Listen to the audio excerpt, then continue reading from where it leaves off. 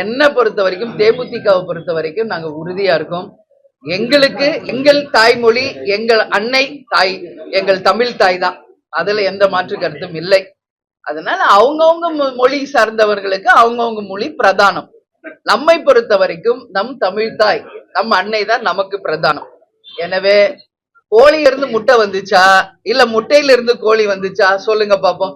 இதுவே பெரிய சர்ச்சைக்குரிய ஒரு விஷயம்தான். அது மாதிரிதான் என்ன குமரி காண்டத்திலேயே தமிழ் உருவான இடத்திலேயே சொல்லப்பட்ட விஷயம், பல்வேறு நூற்றாண்டு முன்பே உருவான மொழிதான் தமிழ் மொழி. இதுல எந்த மாற்று கருத்து இல்ல. இத விவாதிக்க ஒண்ணும் இல்ல. இத பத்தி இனிமே புதுசா பேச எதுவுமே இல்ல.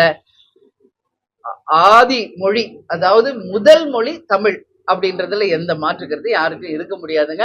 இத பத்தி பேசி இதுக்கு ஒரு சர்ச்சை, இதுக்கு எல்லா தலைவர்கள்கிட்டயும் பிரஸ் பீப்புள் ஒரு கருத்து கேட்கறது, இது தொடர் நிகழ்வு. அவங்கவுங்க மாநிலத்திற்கு அவங்கவுங்க தாய்மொழி தான் பிரதானம்.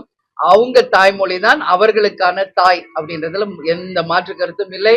கேப்டன் எப்பவுமே சொல்றது மாதிரி அன்னை மொழி காப்போம், அனைத்து மொழியும் கற்போம் அப்படின்றதுதான் தேமுதிகவின் நிலைப்பாடு. நம்மை பொறுத்த வரைக்கும் எங்களுக்கு தமிழ் தாய் தான் எங்களுடைய தாய். அதுல எந்த மாற்று கருத்தும்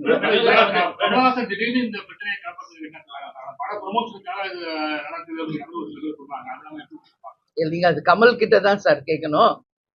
அன்பு மன்னிப்பு கேட்காதுன்றாரு. அன்பு யாரு இதுல தெரியல. அவர் இப்ப எதை சொல்றாருன்னு புரியலைங்க. அதனால இந்த அவருடைய கேள்வி, அவருடைய பதில்களுக்கு நீங்க கேள்வி அவரிடம் தான் கேட்கணும். அதுக்கு நான் பொறுப்பு இல்லை. தமிழ் மொழிக்கு நம்ம எல்லாரும் என்னைக்கும் துணை நிற்கக்கூடியவங்க தான். நம்ம தமிழ்நாட்டுல இருக்கோம். நம்மளை பொறுத்த வரைக்கும் நம் தமிழ் மொழி தான் நமக்கு பிரதானம். அதுல எந்த மாற்று கருத்தும் கிடையாதுன்றதான் நான் சொல்றேன். கூட்டணி பற்றி அறிவிப்பதற்காக நீங்க கடலூர் மாநாட்டுலதான் அறிவிப்போம்னு சொல்லி தள்ளி போட்டுட்டே போய்க்கிறீங்க.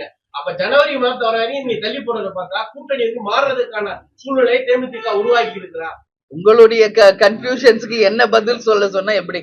தேமுதிகவை பொறுத்த வரைக்கும் நாங்க தெளிவாக இருக்கிறோம். நாங்க தெளிவாக எல்லா பிரஸ் மீட்லயும் உங்களுக்கு சொல்றேன். எங்க கட்சியினுடைய வளர்ச்சியை நோக்கி நாங்கள் சென்று கொண்டிருக்கிறோம். 234 தொகுதி பொறுப்பாளர்களை இன்னும் 2 நாட்கள்ல அறிவிக்க இருக்கிறோம்.